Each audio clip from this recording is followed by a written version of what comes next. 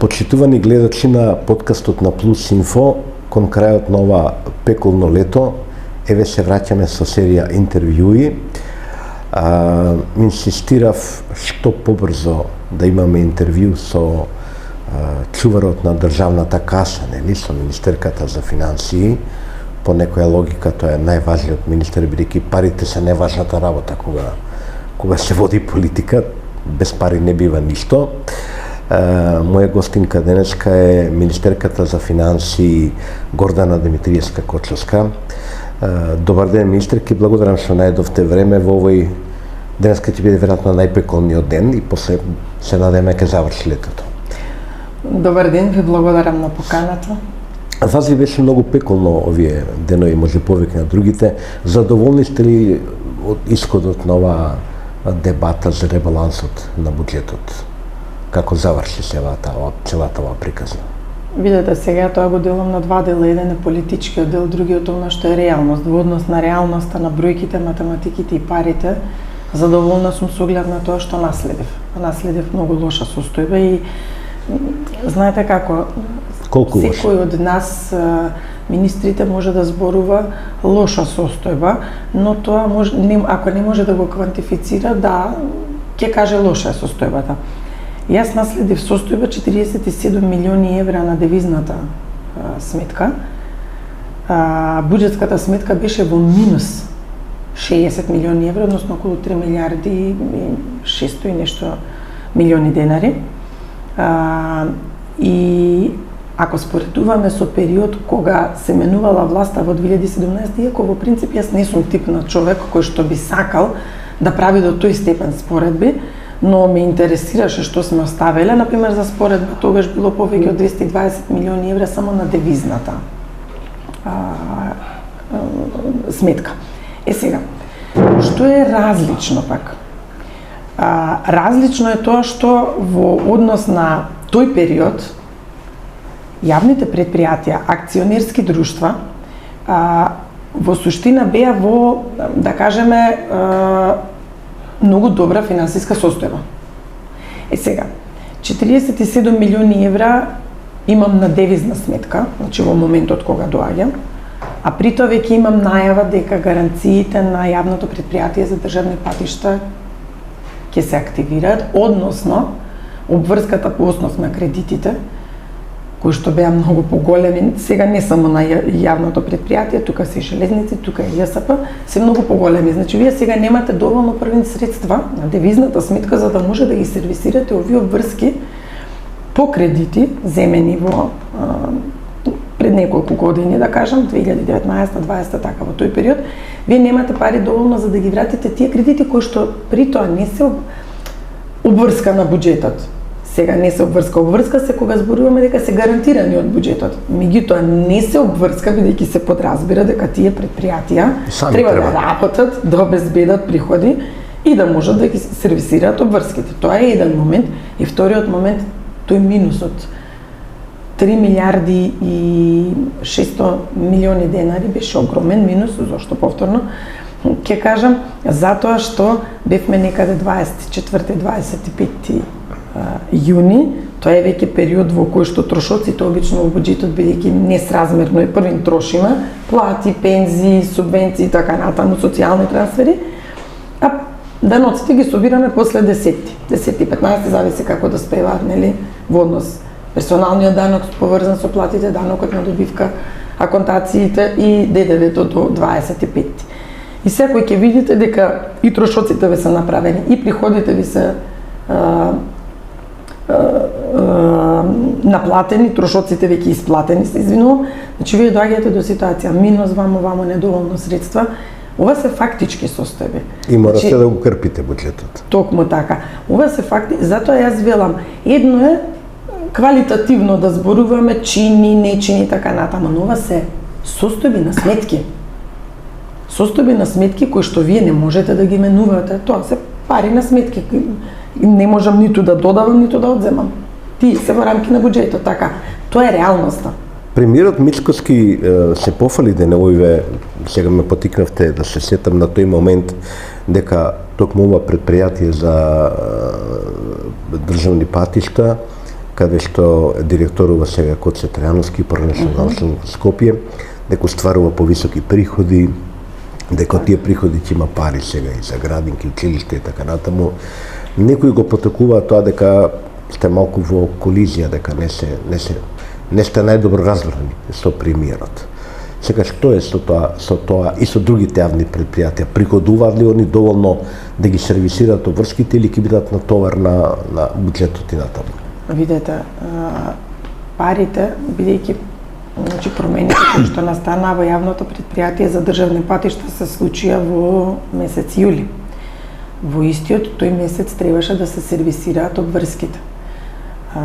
Факт е, сега ние не ги гледаме податоците преку буџет, меѓутоа немам причина да не му верувам на Коце Трајановски дека на вистина имаат поголема наплата, но исто така имаат огромни обврски кои што треба да ги сервисираат. И кај него состојбата на сметка беше катастрофална.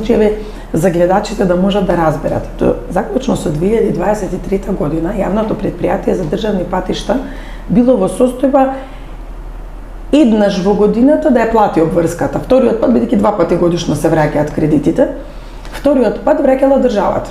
За еднаш имале средства, што значи некаде од 90 нешто милиони евра отприлика е вкупниот износ кој што се враќа по основ на кредитите, половината, повеќе од 45 милиони евра, биле во состојба да ги вратат. Годинава не беа во состојба. Во јануари платила државата, во јули кога дојдов, исто така не беа во состојба, затоа што видите треба да ги собираат парите во повеќе месеци, да можат да го вратат тој износ, затоа што кај нив приходите се некаде околу 1 милиарда денари. Тие плати да не исплатат, ништо да не направат, немаат 45 милиони евра. Тие се повеќе од 2 милиарди и 400 така од прилика плюс минус. Не може Коце во истиот момент да покаже резултати за тоа што му треба еден подолг период, ако го поврзуваме тоа со сервисирањето на обврските. И тука легитимно е секој да помисли да не е добра состојбата, меѓутоа фактот дека во месец јули има поголема наплата е фактот кој што не можеме да избегаме. Сега и тој има тоа е добра вест. Токму така, тоа е добра вест и јас очекувам во овие вести дека имаме повеќе наплата во царина, во ИАП, вистините се, реални се? Ако ги погледнете, многу е битно исто тоа како се читаат, податоците. Вие сте експерт, помогнете ни. Така, и сега заради тоа морам да споменам, бидејќи нели јас сум таа што е должна да ги објасни во детали работите. Ако погледнете од аспект на приходите во буџетот, ќе видите дека е огромна наплатата, но тоа не е баш реално така, затоа што имав застој и се уште имам застој во делот на поврат на ДДВ. Штом не враќате ДДВ, имате поголем приход. Но ние го гледаме бруто приходот кај ДДВ-то, затоа што тој е показателот дали прибираме повеќе. И таму имаме дефинитивно многу поголемо остварување, односно повеќе од она како било планирано за месец јули. Што е тајната? Ништо битно не се промени, нема реформа посебна, некоја поажурни се луѓето или што се случи? Морам да кажам дека директорката на управата за јавни приходи во континуитет известува, ги подсетува компаниите дека треба да се поднесува ДДВ пријава во разумен рок, односно законски рок да речам, дека не мора да е на 25 во месецот, може и порано, дека плаќањата може да се направат и порано и така натаму. Нормално во исто време таа прави анализи и во однос на бројот на компании кои што не поднесуваат, бидејќи претходно беше навистина фрапантен податокот, повеќе од 200 компании големи кои што се месечни ДДВ обврсници не пријавуваа на време. Го прекршуваа рокот. Сега има и казнени одредби кои не го почитува рокот, на основ на што не се почитува рокот. Имаше многу од компаниите кои што го поднесуваа со нули само да го запазат рокот, но не пријавуваа податоци и доцнеа. Сега, со информациите, постојаното, да кажеме, информирање на граѓаните без некоја посебна пресија и компаниите, нели, ве молиме да се почитува, очигледно дека ја свати и сериозноста на управата за јавни приходи, дека посериозно се занимава со проблемот, ги следи работите Оно што им е во суштина и задача што требало и претходно да се прави. Не е никоја магија таму направено, само се постапува по закон. Истото се случува и со кварталните ДДВ обврзници. Имавме ние ситуации во изминатиот период преку анализи кои што ги направивме да половина, околу 33.000 ДДВ обврзници имаме квартални, половината не пријавуваа на време. И сега само тие измени свесноста дека треба да одговорат на време, дека си има законски казни доколку не се почитува тоа, има влијание во однос на поголема наплата на даноците, да кажем. Уште за една магија ќе ве прашам, читав околу тоа како е приходната, како е расходната страна на буџетот сега, кој е генерално малку и повисок и на двете страни, нели? Гледам стратегија на штедење. И не ми јасно, например, како успеавте да ги намалите расходите на владата, таму има близу 400 луѓе вработени, ако не се лажем, за 20 милиони евра. При тоа не е калкулиран колку што сваќам она што ни вие некаде срамежливо, полусрамежливо кажувате, ќе ги намалиме платите, ќе го вратиме зголемувањето што беше. Претпоставам дека тоа не е калкулирано, а 20 милиона евра калкулирате намалени расходи. Кај оделе тие 20 милиони евра? Кај ги најдовте? Во најголем дел станува збор, значи, за пари кои што одеа кон фондот за иновации и кон исплатите согласно законот за финансиска поддршка на инвестиции. Значи, се што исплаќаме оди на дополнителни проверки. И сега ќе ви дадам еден пример за моето министерство, се случува секаде. Кај што исто ги намаливте таму? Да, дефинитивно. Ќе ви се љутат вработените? Не се љутат, напротив, мислам дека се многу среќни затоа што вработените во Министерството за финансии беа многу загрижени за тоа како се трошело во изминатите години и мислам дека напротив има многу голема поддршка од сите. И тука апсолутно не препознавам ВМРО, СДСМ или било кој. Сите тие што работат во финансии навистина се многу загрижени за буџетот, за касата. И им пак ќе кажам голема поддршка. Сега ќе дадам еден пример.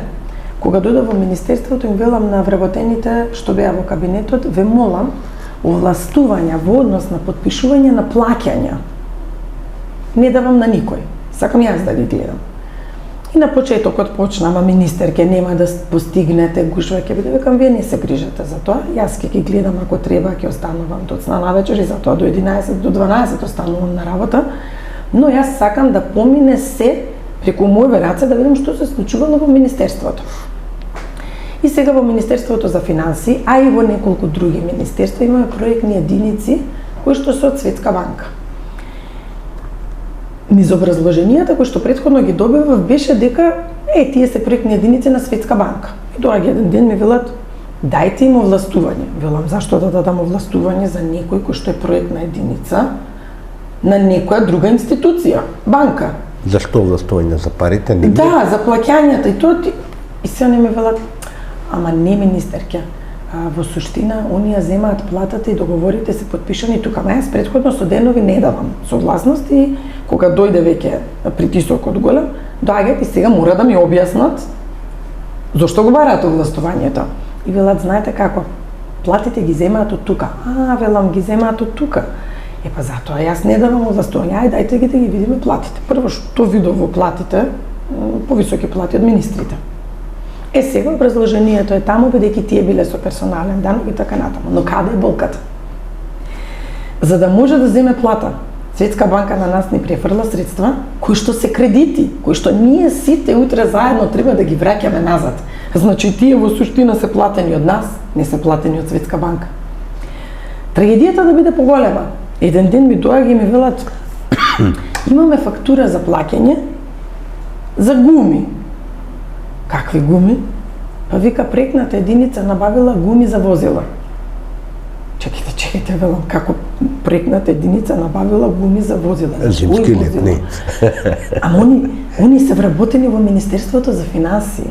Да, веројатно. За нив важат правилата, закон за јавни набавки, така. И кои возила они сервисираат? Возилата наши, на институцијата, Си се во рамки на општиот секторот за општи работи, тие си ги контролираат. Друг купа гуми.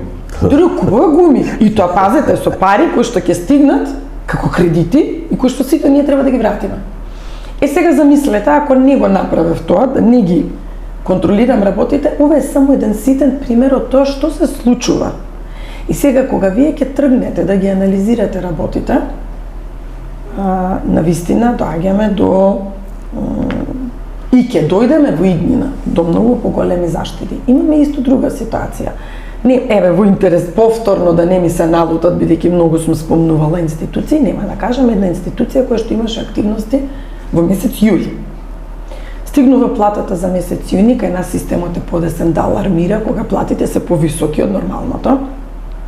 Доаѓаме до констатација дека имало многу прековремени сати. Зашто е интересно? Во месец јули се случува настанот, они во јуни имале прековремени сати. Ништо не се случувало во јуни за да имаат прековремени сати. Побарано е од трудов инспектор да го констатира, тоа е све очигледно организирана една добра екипа, тој доаѓа ги констатира работите првин од после. Значи законот кажува кога вие имате обврска да седите прековремено, еве како му е со ребалансот на буџетот, ние мора да известиме трудова инспекција дека ќе работиме прековремено. И тие да бидат, ова е известување од после направено, значи не испочитуван законот. И сега тој министер, наместо да ја прекине целата работа, пуштен во Министерство за финансии, платите искача како буквално по 24 часа да работеле без да спијат. Буквално како без да спијат. Тој нов министер, мислите на новиот министер? Новиот министер, да, бидејќи викнал, трудова инспекција, тоа е што е. Сега, јас не можам да му речам не на министерот, но имам едно друго право, а моето право е јавна внатрешна финансиска контрола, која што денес треба да добие задача и да направи ревизија во конкретната ситуација, да видиме што се случувало. И сега ми отежнуваат сите работата, не сум омилена најверојатно и меѓу моите. А многу ќе ве мрзат како. Ама мораме еднаш за секогаш да воспоставиме правила. Напорно ми е, тешко ми е, се трудам максимум да дадам. Видете, најважно од се е дека јас имам поддршката од премиерот, бидејќи ние така функциониравме и во ВМРО, и во ЕЛЕМ кога бевме и сега. Ние велиме, не треба да му скратиме на никој ништо, но секој треба да добија по закон. Не може сега некој нас, вака народски кажано, да не прави будали, нели не спиеле, они работеле цело време. Се ајде да побарам извештај што е сработено во тој цел месец јуни. И вакви ситуации во континуитет се појавуваат. Значи тоа е, вака грубо да кажам, метастазирана тие практики. Страшно, во здравство е очајна ситуацијата. Една моја многу блиска пријателка стана директорка во една институција, вели секретарката кај мене со години земала 98.000 денари плата. 98.000 денари плата. Па колку земале доктори? Тоа е нешто што мислам дека директорот Клековски и многу сум задоволна, на неколку пати имавме разговори со него, на вистина еден многу сериозен пристап има. Дојде и кај нас да го видат нашиот систем што алармира за платите, да погледнат да видат што се случува, но видете се немат апсолутно контрола врз ништо. Врз ништо. А во исто време вие сте под притисок и ќе бидете допрва под притисок, и тоа ме интересира како ќе одговорите на тие притисоци од синдикатите за зголемување на минималните плати, за просечната плата и така натаму. При тоа во Македонија малку се знае дека кога велиме синдикатите, тоа се главно синдикати од јавниот сектор. Тие се најмокни, УПОС, не знам што и така натаму.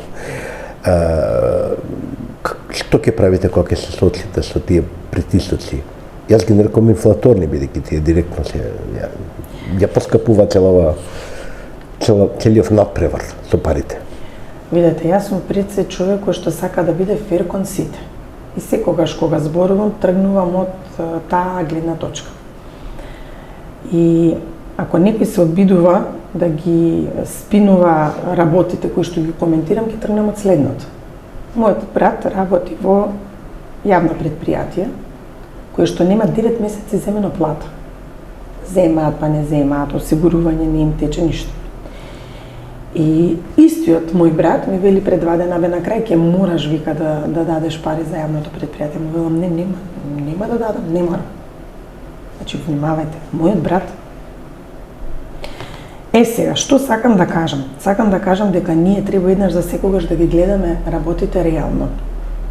Јас би била најсреќна да можам да ги зголемам платите на администрацијата, зашто верувајте, очајни се. Меѓутоа, од друга страна, нели сите сме свесни дека имаме и превработеност. Јас во моето министерство имам 550 вработени. Ми велат дека без проблем со 300 може да функционираме. И пострашното што е? Пострашниот момент е оној што велат, добро, викам, имаме 550 вработени, вие секој ден ме доаѓате по едини сектори, например секторот за јавен долг, меѓународни финанси, се во очајна состојба, немаат луѓе за работа. Не знам кај се луѓето. Тоа се све по некои сектори, каде што во суштина ништо и не се работи. Сега, кога ќе дојдат синдикатите, ние треба да се договориме една друга работа. Што ќе правиме со оној дел од администрацијата кој што не работи? Не е дека нема работа. Прен мора да станат свесни дека мора да работат. Имаме дел од администрација кој што е многу оптеретен и кој што за жал има многу мали примања, а исто такви примања имаат и други кои што ништо не работат. И сега они кои ќе дојдат не ги делат на овие што работат и не работат, така топтан. Што за мене е прво неприфатливо. Второ, состојбата во економијата е алармантна од секој аспект, буквално од секој аспект. Во приватен сектор немаме работници. Компаниите имаат сериозен проблем, а тие ни се клучот за полнење на буџетот. Без нив ние не можеме да функционираме. И сега ние ќе зголемуваме плати и прашањето е до кога ќе одиме така. Со ваквиот начин на однесување како што правиме, ние може да стигнеме уште година-две и потоа да се случи грчко сценарија. Кој е грчкото сценарио, се сеќаваме сите многу добро, кога се дојде принудна управа, кога намали пензии, плати и така натаму. Значи, мора кога разговараме, да разговараме отворено. Сега, изминатата влада има направено многу нефер пристап кон институциите. Па сега имате институции во кои што имаме ненормално високи плати и институции во кои што платите се очајни. Имате ситуации во Министерство за одбрана, правник, кој што има дупло поголема плата од правникот во Министерството за финансии. Имате ситуации во Министерство за култура, ненормално високи плати, повисоки плати, имаме ситуации од министри, не идат на работа. И сега нека простат, бидејќи имаше галама и околу тоа. Јас слушнав и актерите дека наводно не ми е проверен податокот, дека имале одлични плати, перфектни, имате а немаме продукција, немаме ништо. Имаме ние актери со плати над 120.000 денари, чисто за информација. И јас токму тоа го зборувам. И сега имате ситуација да јас не велам сите. Еве, разговарав и ми е вака кажано, ако грешам, нека ме поправат тие од надлежните институции. Вели во МНТ имаме 50 актери, од кои 25 работат, 25 не работат. Што правиме во таква ситуација? Платите кај нив се од почетна 60.000 денари па нагоре. А почетна плата на правник и економист во институциите, еве ќе го зема Министерство за правда, кој што исто така е многу сериозно министерство, кое што верувајте нема луѓе за работа. И ќе го зема Министерство за финансии, кој што исто така има огромна обврска, терет, да кажеме, и работа. И сега правниците воопшто не се во иста положба на едно или на друго место. Понатаму, велат, министерке, барем моите вработени. И јас сакам, имам една колешка, која што доаѓа од Кавадарци по потекло и вели, и јас сакам да одам и да работам во Кавадарци како кустос и да земам 72.000 денари плата, во Кавадарци не знаат кај е музејот, а не па да влезат или нешто друго да направат, дека кој оди во Кавадарци оди во кафана. Буквално, значи ви пренесувам од прв до последен збор како е кажано. Или библиотекарката која што има повеќе од 65.000 денари плата. Јас не велам дека не треба да имаат толкави плати. Јас само пробувам да објаснам колку е нефар системот. Да. И тоа го дозволила претходната влада. И ние сега сме исправени пред огромни предизвици. Добро, купувале социјален мир. И вие може да ќе морате, или не морате? Видете, дали ќе морам или не мораме, јас велам ништо не се мора, но треба да бидеме фер. Јас секогаш тргнувам од тоа да бидеме фер, да ги исправиме неправдите. За мене тоа е клучно. Затоа што ако продолжиме на овој начин, ние ќе имаме дел од администрацијата која што ќе биде во депресија. И така е. А замислете ги вработените во Министерството за финансии кои што ги гледаат сите овие неправди, бидејќи платите поминуваат преку Министерство за финансии, бидејќи сите останати трошоци поминуваат преку Министерство за финансии. Вработените во затворите, во кај е катастрофа. Да, еве и вчера баш гледав, Пандов имаше коментар каква била состојбата, мислам во шутка беше кај што вели дека страшно е. И сега Ја не знам кој се вработува како затворски ќувар, ама тоа е показнати, се исто како притвор. така. За мали пари. Јас бив дури запрепастена во Министерството за внатрешни, разговарав и со нив. И таму ние имаме перцепција дека платите се високи, но кај нив се високи заради прековремени сати, ноќни на смени така натаму. Но овие службеници не се во таква состојба, напротив.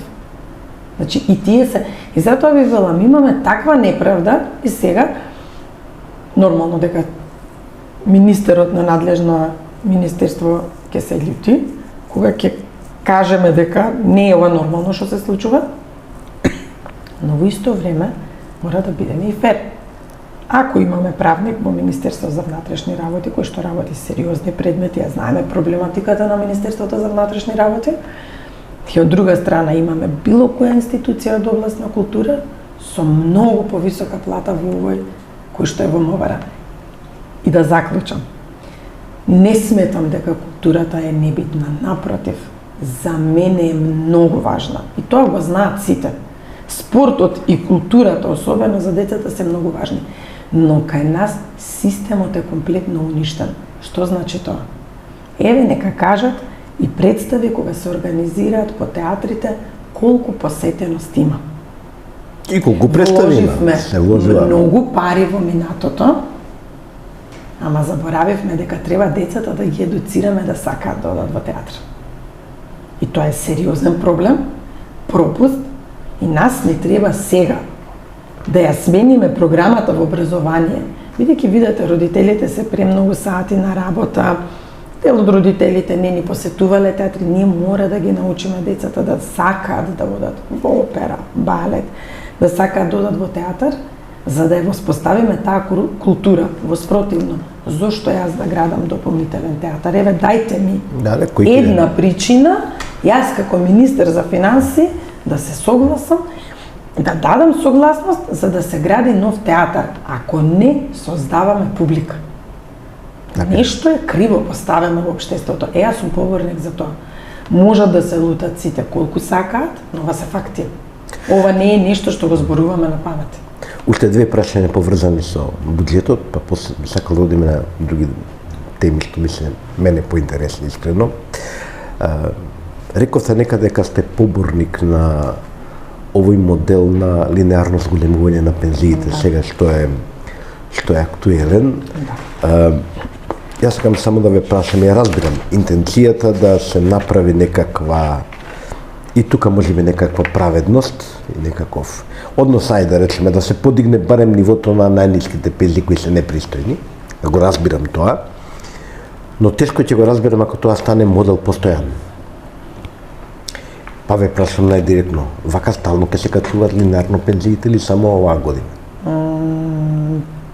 Тоа да оставиме да одлучи собранието и владата, но лично мене, ако ме прашате, јас сум поборник за во континуитет да остане линеарното и јас тоа го објаснувам постојано. Еве за оваа прилика, Извадивме и број на пензионери, извадивме и просечни пензии. Верували или не, просечната пензија во 2023 година е 19.000 денари. Со тоа што имаме пензии кои што се во моментот повеќе од 70.000 денари. Има такви, тоа е највисоката пензија. А имаме и пензионери со многу ниски пензии, 13.500 денари, мислам дека е. Но каде е проблемот? Многу повеќе се во оваа група со ниски пензии. Да, затоа што се код мало. Што се случува сега? Сега ни се пензионери луѓето од периодот на транзицијата. Дали се они виновни за се што се случуваше? Што не можат да преживеат? Сега со тие пензии луѓето не можат да преживеат. Не се они виновни за транзицијата, се случи, многу години поминаа, тие луѓе имаат недостиг на стаж заради проблемите во тој период. Сите го знаеме, колкава беше невработеноста и така натаму. Сега, овој модел на линеарно покачување на пензиите за мене е прифатлив од една единствена причина. Тој што има, ај сум се фатила со 60.000, 50.000 да земе, ќе рече тоа само 60.000 зборува. Има 50.000 денари пензија, сега ќе има 52.500, така. Тој што има 13.500, сега ќе има 16.000. Сега, овој со 16.000 никогаш нема да го стигне тој со 52.500, бидејќи во апсолутен износ исто растат. Така? И разликата помеѓу нив во континуитет ќе е иста. Но што правиме? Даваме пари линеарно на пензионерите, зошто? Затоа што трошокот за лекови е ист за сите. Овој со 50.000 денари има простор да ги купи и лековите, има простор и плюс пари да му останат. А со ваква инфлација и со ваков начин на живот, овие со ниски пензии не може да преживеат. Контраргумент, ако дозволите. Ама не плаќаме сите линеарен придонес. И многу луѓе во многу сектори, во приватниот сектор, работат на минимална плата, за да плаќаат помали придонеси, остатокот оди во кеш, тоа горе-долу слабо се контролира, и сега и тука има една неправда. Тога зошто да плаќаме сите процентуално, тоа сега да плаќаме линеарно, па да видиме кај ќе спасаме. Тој што плаќал, како што велите, и е осигуран на минималец, ќе земе, не знам, 20.000, не знам како е сега со минималните плати, помалку од 20.000, негде 18, зависи нели од стажот, тој има 18.000. И он станува пензионер со 18.000, тој факт не му се менува на него. Ние што плаќаме на повисоко, ќе влеземе со 50, 60, 70.000 денари. Да, му ви го тргал кешот на меѓу време. Трошал по ова, шетал, патувал, купувал, било работил во сивата економија, кај што јас не можам да работам. Видете, тоа е веќе друго, нешто сосем друго, и тоа треба сега да го истражуваат институциите.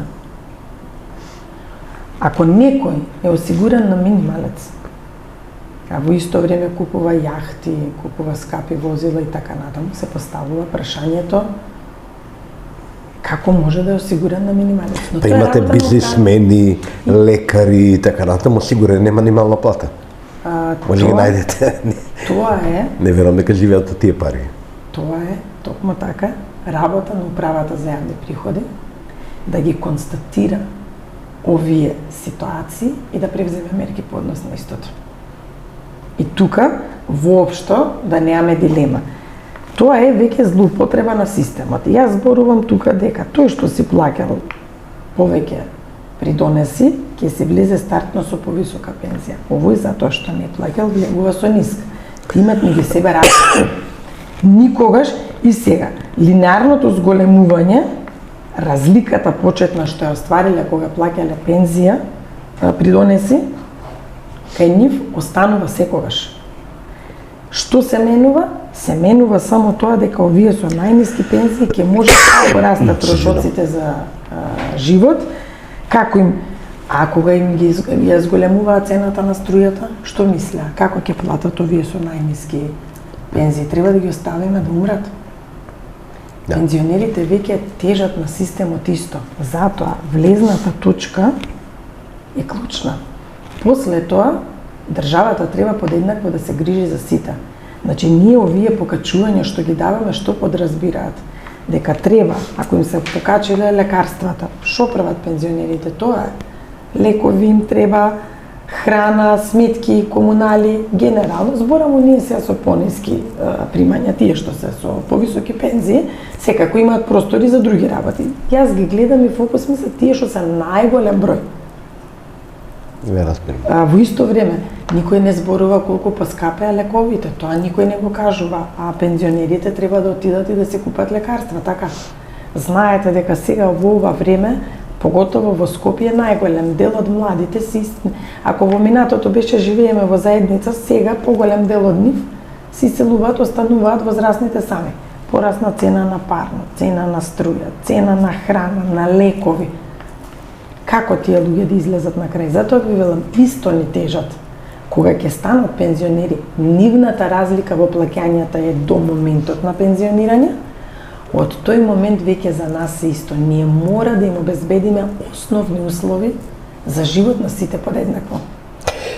Ке полемизираме веројатно некоја друга прилика, има интересни искуства и од соседството во врска со ова. Ете, на крајот е политика, пристап. Да.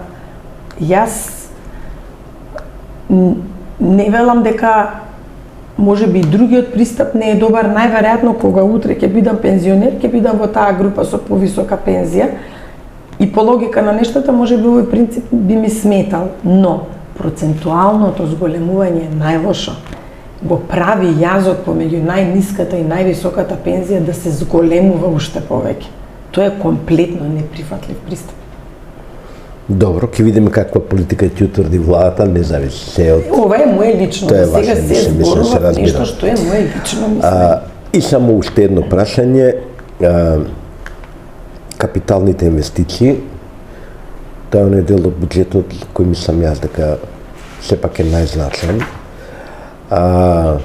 Со години имаме ниско ниво на реализација, вака народски кажено, имаме пари, не можеме да ги потрошиме.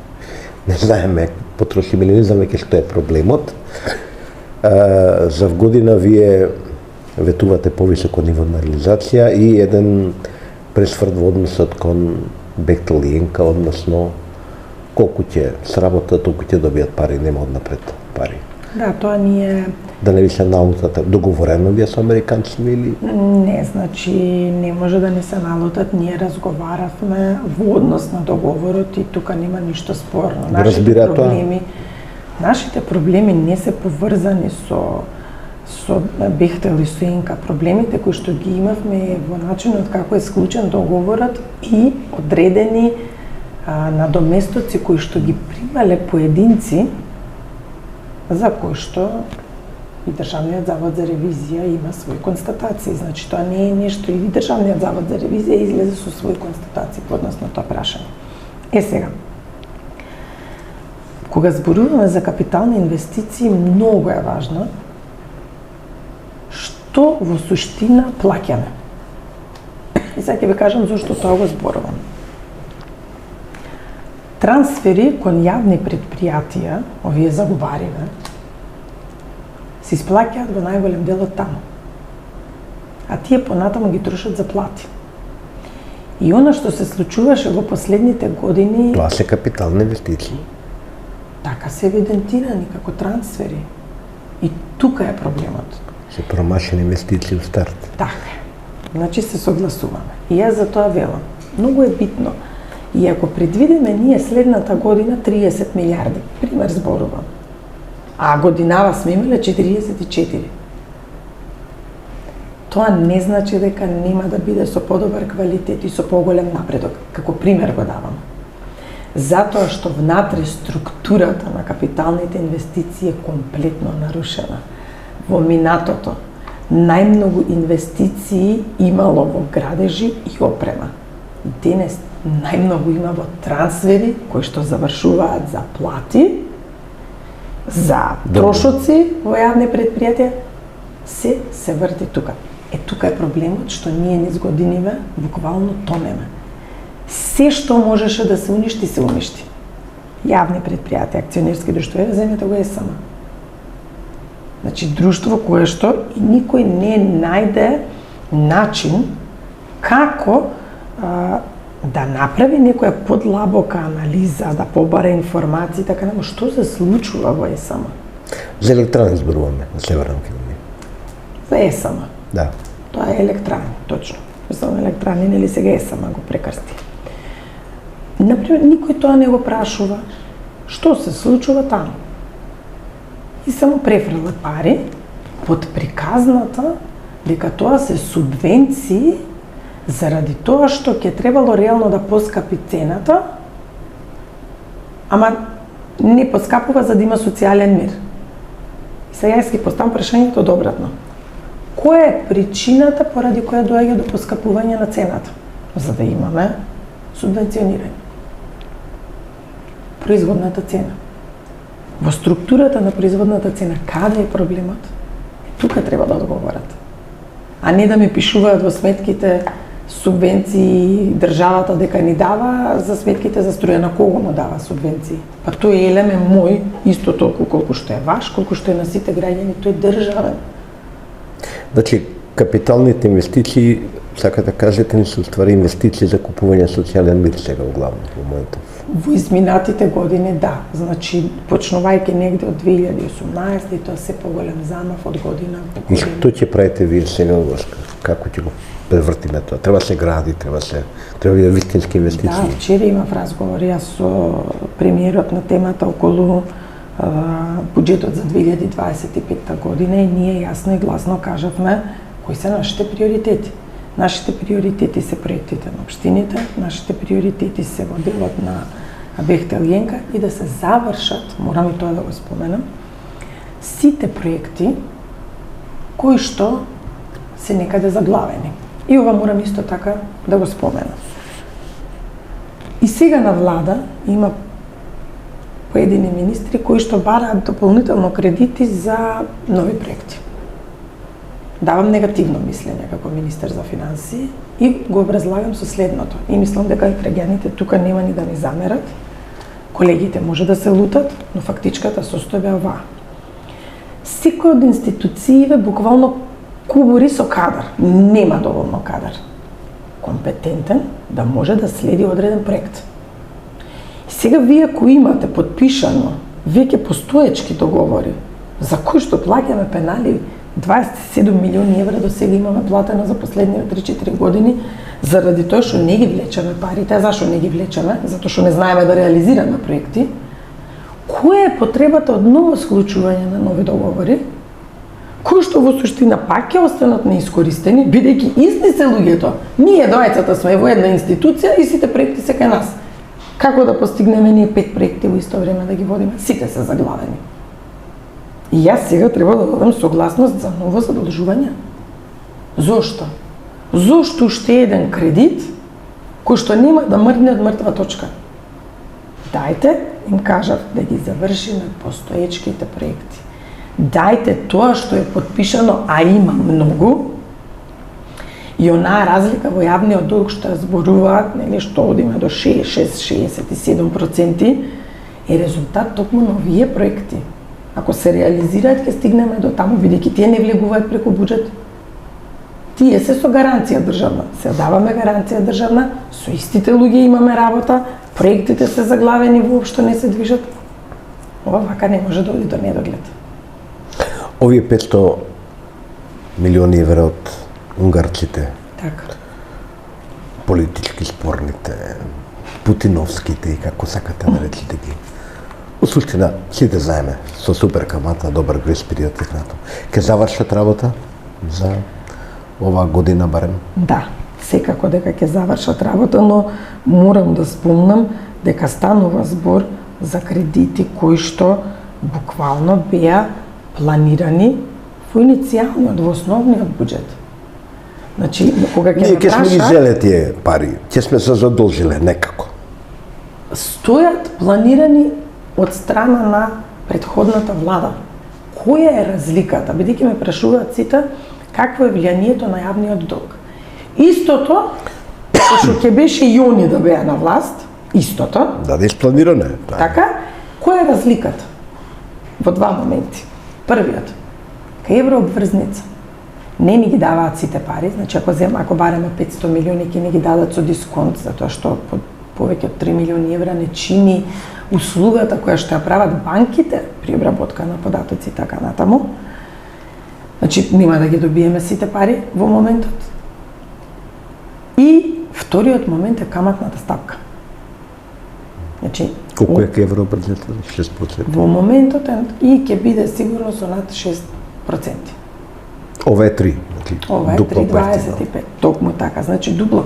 И заштетуваме во однос на трошоците, како што кажав, затоа што ќе си ги добиеме 500 милиони. Баш ка грейс период.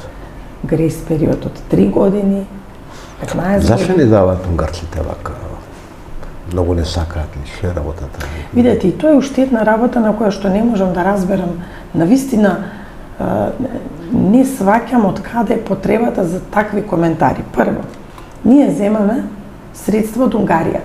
Ексим банката унгарска нема дадено само кредит кај нас, има искуство и со други земји. Така дојде идејата да земеме од таму кредити, почна премиерот, се уште не беше премиер, да разговара за можностите, бидејќи не сме ние првата земја на која што Ексим банката веќе одобрила кредит.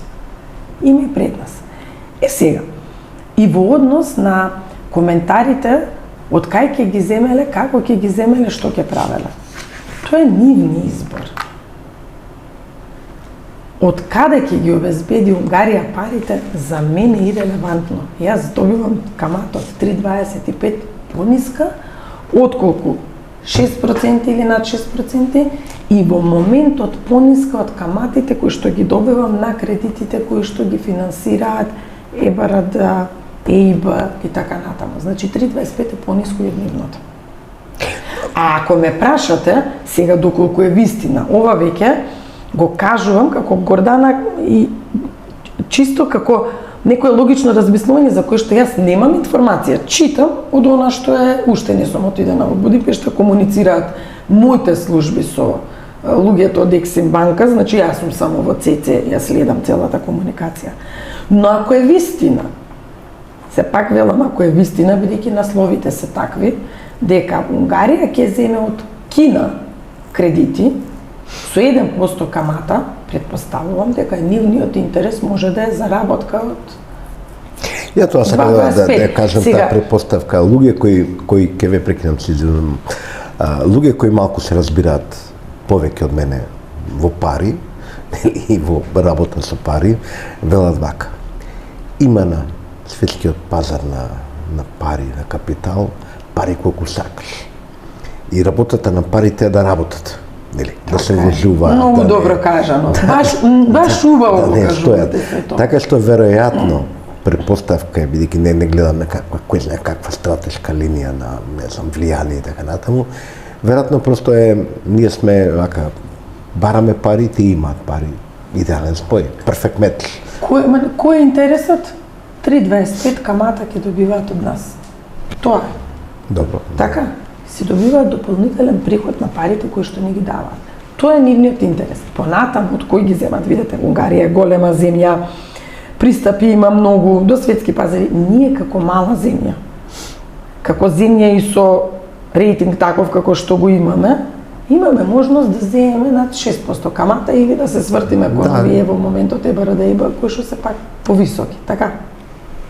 И ние се одлучуваме за тоа што е најевтино, за да ги заштитиме парите на граѓаните, бидејќи буџетот е пари на граѓаните. Јас не разбирам потребата од толку гласно коментирање, на вистина не разбирам кога некој се труди и прави напор да заштеди, да има што помал трошок и да останат средства кои што ќе можат да завршат во нешто добро. Не разбирам потребата од толку гласно коментирање за нешто што на вистина само придобивка дава за државата.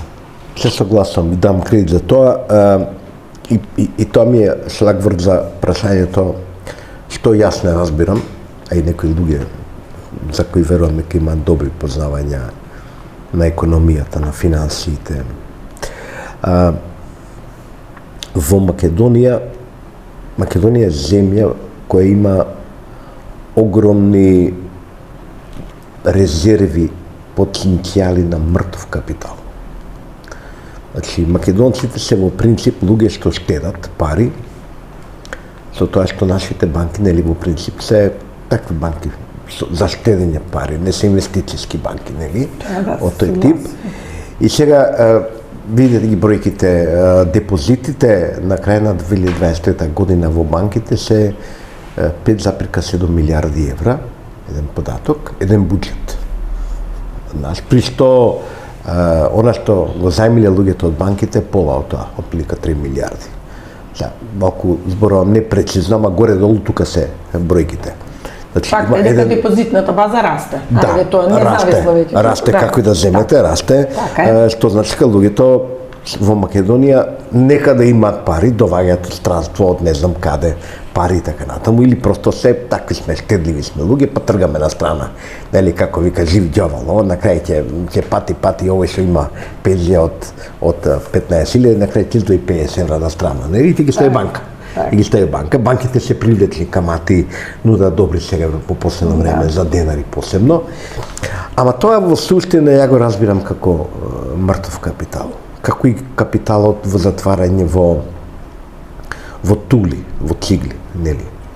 Па те ме речено, не сум ја зафален, јас сум некој што малку заработил нешто во животот, од една убава трансакција приватна, и што сум направил парите, најголем дел сум ги затворил ја во цигли, во тули, пошто сум бил глупав да направам нешто попаметно, нели, со парите. Но во секој случај, или некој не ме мотивирал, не ми понудил нешто такво, имаме доста мртов капитал. И сега, јас сум со мисла дека фискалната власт, финансиската власт во државата може да стори нешто на тој план. Многу може да сторат самите комерцијални банки, ама може вие нешто да сторите, например да го запреме овој градежен бум во Македонија, не да го запреме, да го демотивираме затворањето пари во... Ми имаме повеќе станови од домакинство, и тоа многу повеќе станови од домакинство, и луѓето купуваат од необјасними причини, пазарот расте, цените растат, луѓето купуваат, пола згради празни, затоа што меѓу другото имаме безобразно низок данок на имот, кој не се наплатува како што треба. Имате ли идеја тука што може да се направи? Бидејќи тоа се големи пари, резерви. Значи, јас една од опциите која што ја да речеме пробуваше претходната влада беше нели граѓанската обврзница како опција за инвестирање. Меѓутоа во моментот како беа поставени работите, граѓанската обврзница е со поприлично висока камата во однос на периодот. Сега со овие позајмици кои што ги правиме, кои што се поприлично пониска камата, нели, за годинава, секако дека ќе попричека ова со граѓанската обврзница, но секако дека дали има план, да има план, за жал не бев од многу обврски, еве и сега јавно и да му се извинам на директорот на Македонската берза. Не стигнав да се видам со него, имам некое размислување, доколку продолжиме, а тоа би го направиле очекувам од 1.1.2025 година, но морам да седнам уште еднаш што него да поразговарам. Размислуваме за граѓанска обврзница, но со убав ликвиден секундарен пазар. Што значи тоа? Тоа значи дека ние на граѓаните мора да им обезбедиме можност, бидејќи се доаѓа во животот, доколку купат обврзница од Министерството за финансии, односно од државата, да си има секундарен пазар. Во случај да не се во состојба, односно да имаат потреба од ликвидност, да можат да ја продадат на тој секундарен пазар. Значи да го развиваме и секундарниот пазар, за да може да има уште поголем интерес во, да речеме, желба за купување на граѓански обврзници. Тоа берзата би го правила, не? Па, значи, сега во моментот една од идеите. Затоа ви реков, нема време, се извинувам на Иван, не стигнав, кој ќе се вратам следна недела, ќе земам неколку дена само одмор, бидејќи сум преморена, ми треба малку. И после тоа ќе седнам, и берзата има некаде во септември семинар, обука, конгрес, не знам како беше, со каков назив, ќе отидам и таму, и токму тоа е идејата, да почнеме некои разговори во таа насока, бидејќи ние мора да се модернизираме како држава. Мора ние нешто да правиме во тој дел, ама така поактивно и посериозно. Што да правиме со парите под перница? Има проценка 2020 ми се чини, Заев предлагаше некаква идеја да парите што се под перница, кои не се сите црни, да се разбереме, и дел се црни. Знаете одма да ме погодите за... Знам што ве боли, кај ве боли, нели? Но не се сите црни, затоа што многу луѓе се кавате во 2008-2009 година, кога беа големите финансиски кризи, ги вадеа парите од банки. Италијаните, например, тогаш извадија некои 115 милиарди евра и ги вложија во Швейцарија. Па после ги враќаа во еднаквија многу успешно. И искуството со ТААТ, сега со Евростандард банка. Значи, што да направиме? Тие пари од подперница, сега ја сум последниот, нема да, па вие знаете и мене што ме боли, не сакам да се прогласувам за поддржувач на идеите на Заев, но ми се чини дека не беше само Заев, имаше порано идеи, например во периодот кога Горан Трајковски беше директор на управата за јавни приходи, он имаше една идеја да најдеме начин да ги повлечеме парите од кипарските банки, тогаш беа многу популарни, да ги донесеме во Македонија, без врачување. Се размислува за некој облик, некој модел на фискална амнистија на парите во Македонија? За црните? Белите, црните, модел ќе го каже тоа. Значи, во однос на она секој што си има заштеди, да, многу е подобро да ги остави парите во банка и многу се посигурни отколку дома. Тука воопшто немам дилема, но видете, тоа е одлука на луѓето. Каде е проблемот кај нас? Јас каде го гледам проблемот? Сега зборуваме за оние кои што си имаат, ајде бели пари да ги наречеме, или чисти, а ги чуваат под перница. Тоа се луѓе кои што немаат доверба во системот. Нашиот систем е многу уништен. И верувајте, јас да сум сега седната додека го гледаме ова наше интервју, подкаст или како да го кажеме, и да не си се познавам себе си, односно личноста која што, и јас ќе кажам, ајде сега и ти ќе кажуваш приказни, све е уништено. Тоа е факт. Комплетно довербата е разнишена и уни сега и со кого и да зборуваат, дел од луѓето ќе ги прифатат, ќе ги однесат во банка, дел од луѓето ќе ви кажат, ами гарантирате дека нема да се случи некоја друга банка така да пропадне. Бидејќи пропаста на Евростандард банка остана со многу големи прашалници и тоа е нешто што јас сметам дека не треба да остане затворен случај, туку напротив треба да се испитува до крај. Затоа што не беше се така како што наведом изгледаше. Се во однос на црните пари. Да. Че за беливе сметам дека кој ќе се врати довербата во системот, довербата нема да се врати со лоботомија. Се согласувам. Значи тоа нема да се случи. Можеме да им тупиме доверба, нема доверба. Не, тоа нема треба вака, не. Тоа треба да го покажеме на дело. Ако не го покажеме на дело за луѓето да веруваат, не сме успеале во ништо. Мојата борба е тоа. Затоа што јас овдека можам да се валја да раскажувам приказни какви што сакам. Ако јас не делувам така во моето работење, нема доверба. Луѓето треба од ден во ден да ја стекнуваат довербата низ нашето реално работење, оперативно работење, во спротивно нема да веруваат. Довербата знаеме како може да се врати. Тоа е единствениот механизам. И се во однос на овие црните пари. Да. Лично мое мислење. Никогаш нема да ги поистоветувам со граѓаните кои што честно заработувале.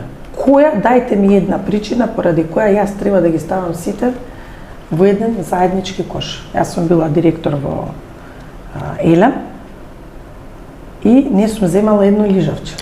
Црни пари се неодначени пари. Така. И сега да ве прашам нешто. Фере према моите деца, мајка им да донесе одлука дека некои црни пари ќе ги ставиме во системот, дека еве сакаме да ги прибереме, а во исто време мама ништо, па што не земала и мама? Мама се бори за право, правда, функционирање на закони, честно работење. Така ги воспитува и своите деца. Мене принципите не ми даваат другачие да функционира. Ја ве разбирам, ама тоа е во делот на поезијата на финансите. Има и практичен дел, а тоа е дека тие пари може да се оданочат. Значи, во искуствата на земји има искуствата на земји, има многу земји кои ги собирали тие црни пари, ама сега тоа е другиот дел. Заев предлагаше 10% да се оданочат тие пари. 10 тие треба 70% да се оданочат. Законот вика 70%, како 10% да ги оданочат? Како 10%? На основ на што? Кај се тие пари? Министерке, тогаш нема да јат парите, а има една полоша работа, тоа да не ги приберете парите. Црните пари што седат од страна не мируваат. Парите имат една незгодна особина да се нервозни, не мируваат и тие после ќе не дојат на друг начин. Преку добра што може да се купа само со црни пари. Значи вака се. Не можете да купите дрога со кредитна картичка. Ќе купите со црни пари. Видете. Така и дрогата секогаш ќе биде така, тоа треба институциите да работат и јас знам дека идеални услови нема, но тоа треба да се скрати на се што може да се испофаќа, тука дилема нема. Во однос повторно се враќам на црните пари. Сега едно е ако се црни пари кои што се ајде да речеме во помал износ. За мене едните и другите се исто црни пари. Но помал износ е една работа, поголем износ е друга работа. И сега тој поголемиот износ, како да, од каде му се тие црни пари? Ако му се од тоа што работел на црно, тој не може да заработи кој знае колку. Ние зборуваме за црни пари кои што се создадени како резултат на криминал. Ќе ги гоните луѓето како криминалци. Сега. Ние знаете колку имаме гастарбајтери наши кои нелегално работат или полулегално работат во Германија, Швајцарија и така натаму. Тие не се криминалци. Така е. Ви тие ги чуват парите под перници. Се согласувам. И вие када не може да ги ставите у банка, пошто се толку до 10.000 евра, над 10.000 евра. Се согласувам. Значи тие луѓе треба да ги разграничиме за да не направиме сега конфузија во делот на криминалот, па бидејќи кога зборувавме за законот за потекло на имот, се направи една паника дека ние сега ќе ги тресеме сите луѓе, па имав дури прашање од типот еден водовоđија се вознемирил и вела момичета не се секира. Не може ние или не знам, на зелено пазарче дали ќе ставиме фискални каси. Ќе ставите? Во моментот не ми е зелено пазарче фокус. Зошто? Ќе го објаснам зошто. Затоа што ние имаме многу поголеми проблеми кои што треба да ги решиме, кои што стварно пари бегаат. Ви кажам друг пазар Рудов, за кај што ќе ставите и зашто има смисла зелено пазарче. Ама зелено пазарче нема врска, квантарски пазар е позади. Квантарски пазар е епицентарот на развој на пласман на кеш во Скопје на пример. Тоа сакам да кажам. И го знаат човекот кој е главен таму, мислам, да не го спомнувам името сега. Вака сега. Него како ќе го фискализирате? Тоа сега сакам да ви кажам. Прва работа не треба фискализација во тоа. Сите оние кои што работат на зелено пазарче плаќаат данок. Имаат паушален данок кој што го плаќаат. И тоа е така утврдено со закон. Верувајте, поминете, јас сум постојано таму, плаќаат. Суштината е како овој од големиот продава на помалина. И сега тука треба да се... Како кеш, без фактура, нема ништо. Така. Значи, тоа веќе е проблем кој што треба да го решаваат институциите. И тука воопшто не треба да имаме дилема.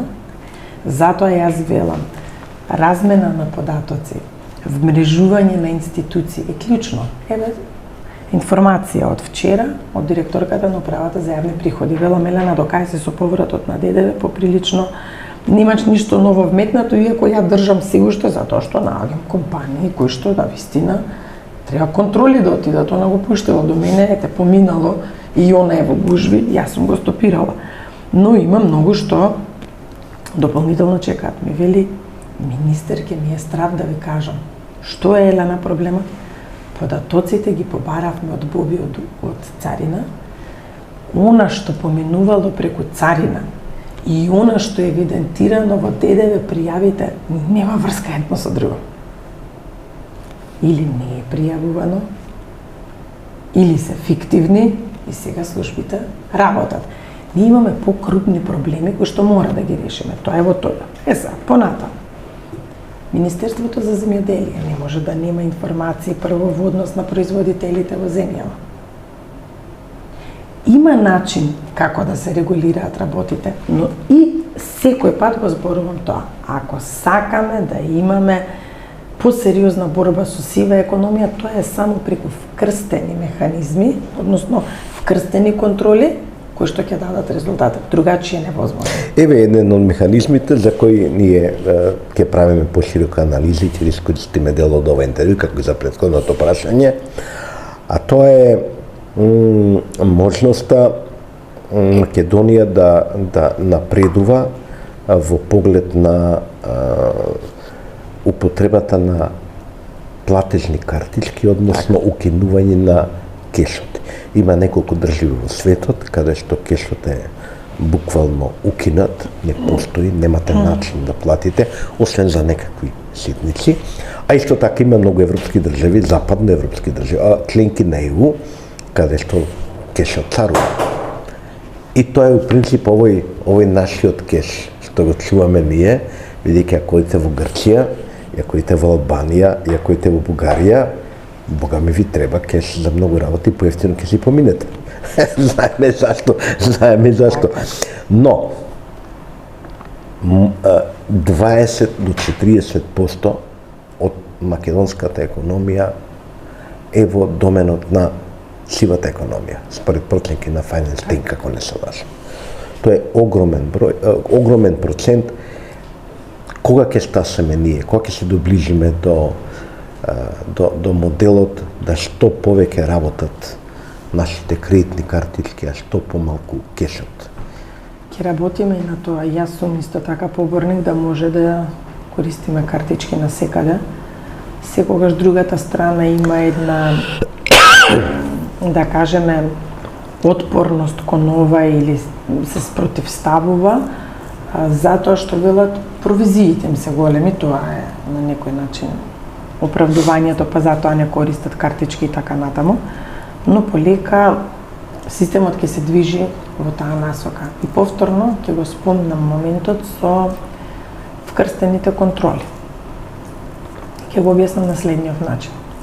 Вие сте фирма која што произведува нешто или тргува со нешто што е во прехрана, пијалаци, независно.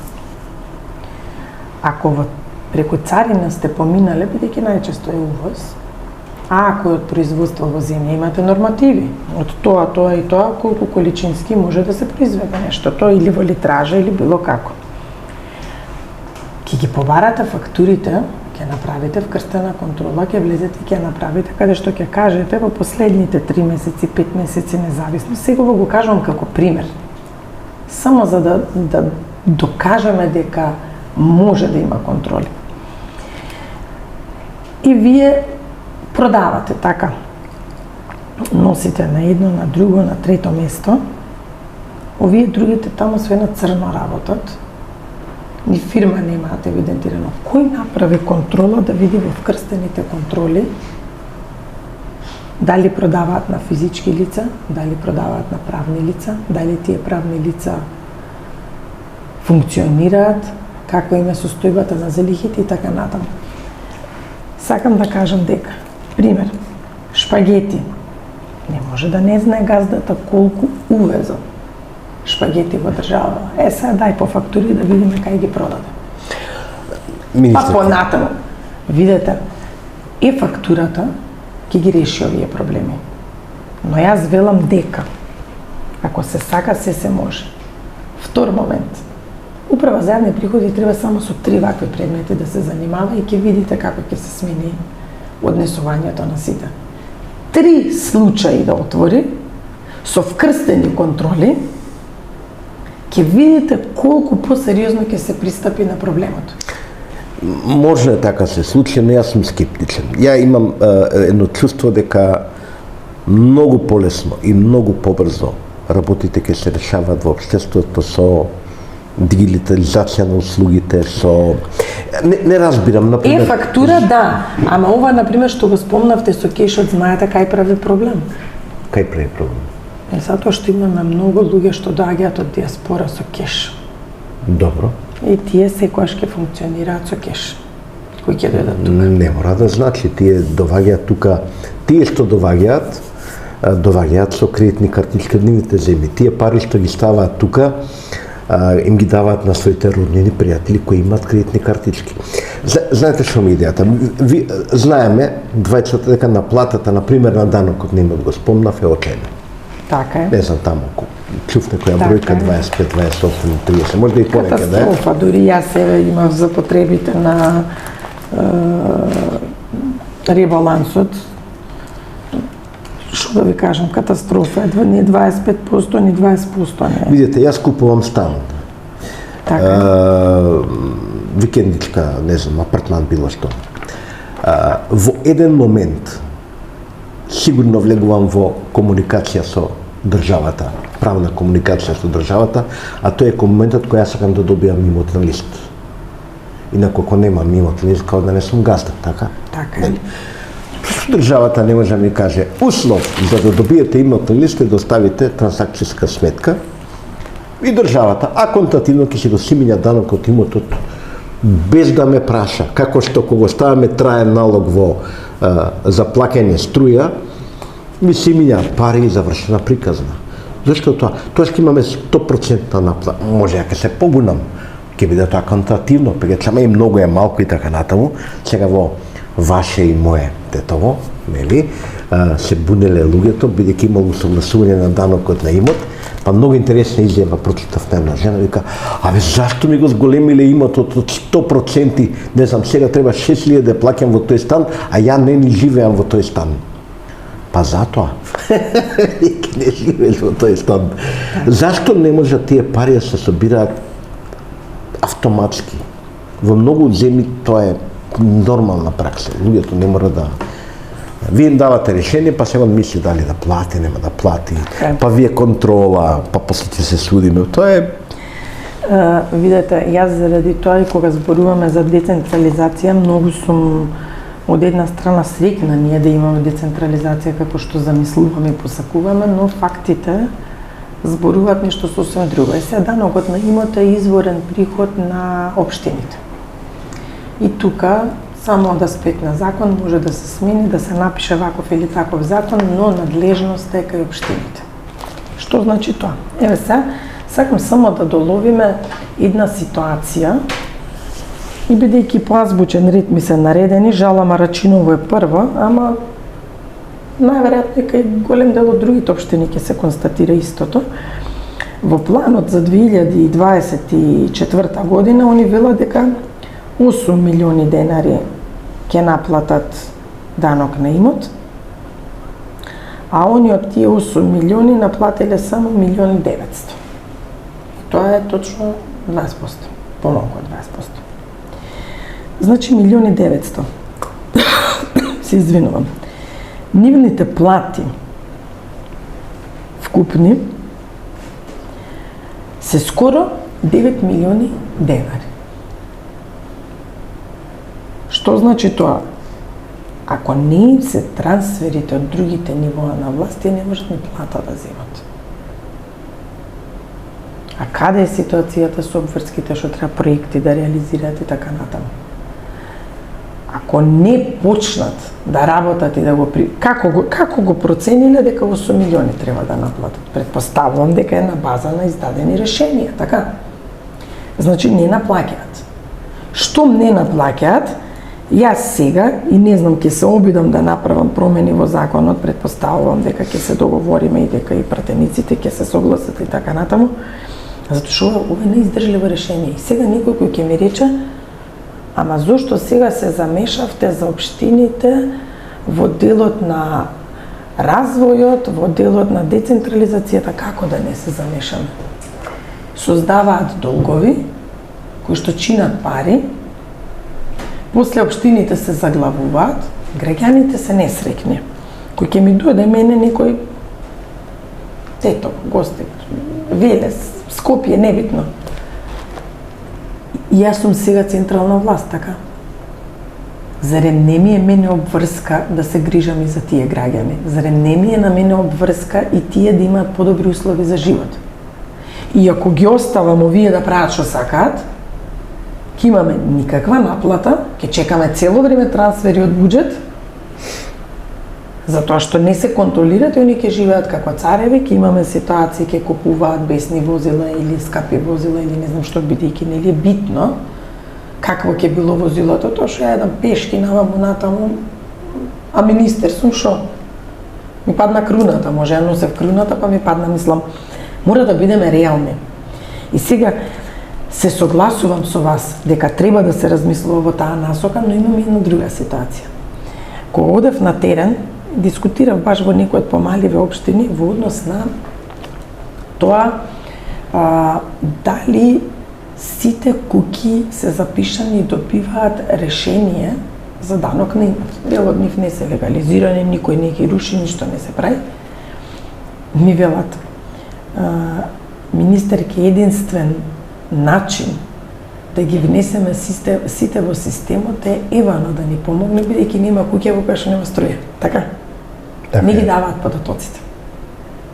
И сега можеби ние како држава треба да размислиме во тој дел. И јас сум спремна се што можам да направам како министер за финансии, први да ги детектираме. Ја тоа сакам да го кажам. Да ги детектираме, ние не знаеме со што располагаме.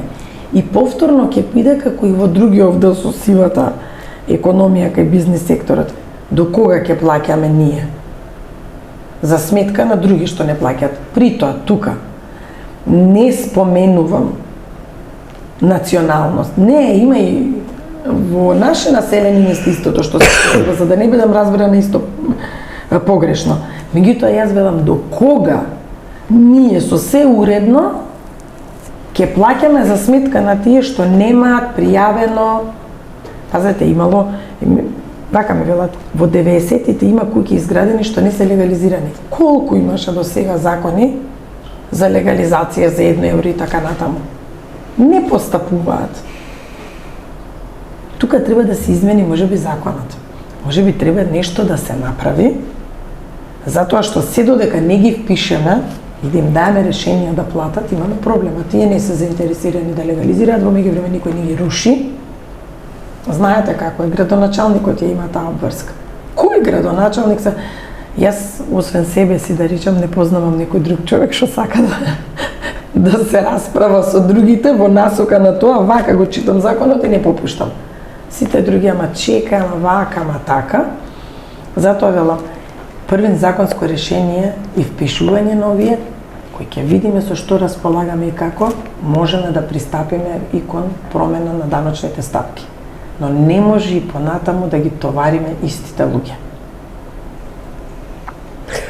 Добро. Ви благодарам за разговорот, има уште многу теми, неисцрпна е областа во која... Помина времето, не го ви благодарам за че уживав. Потрошивме, ја го задржавам правото да ве поканам уште еднаш во некоја друга прилика.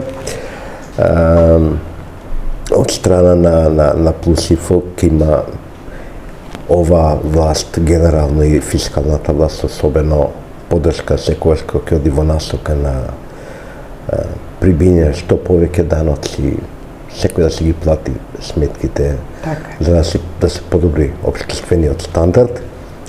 И се надевам дека во некое скоро време ние ќе се придвижиме кон идеалот, не знам, економија без кеш, економија дигитализирана, работите јат малку по автоматски, по нормално, да ве ослободиме од толку многу работа. Верувајте, и јас сум убедена дека ќе успееме да направиме, и тоа беше мотивот, иако што велам, не ми треба големи критичари дома, го имам најголемиот кој ќе влезам, сопругот ме чека и секој ден го повторува истото. Нема да мислиш дека со главата зидот ќе го скршиш, ама ја некако уште верувам дека со главава зидот ќе го скршам, односно дека ќе успееме да направиме на вистина, веќе да заличиме на држава како што треба, како и секоја една нормална, да речеме, европска држава, кај што претендираме и ние да водиме, односно да бидеме дел од тоа ЕУ семејство. Ви благодарам на разговорот. Почитувани гледачи, ако ви се допадна ова што го слушнавте, ако ве потикна размислување, знаете што треба да направите, заседете го нашиот канал, имате тамо копчиња, subscribe и така натаму. Веќе си ја знаете процедурата. До следниот разговор во ова жешко лето, нема да го пропуштиме, и до следното видување ве поздравувам.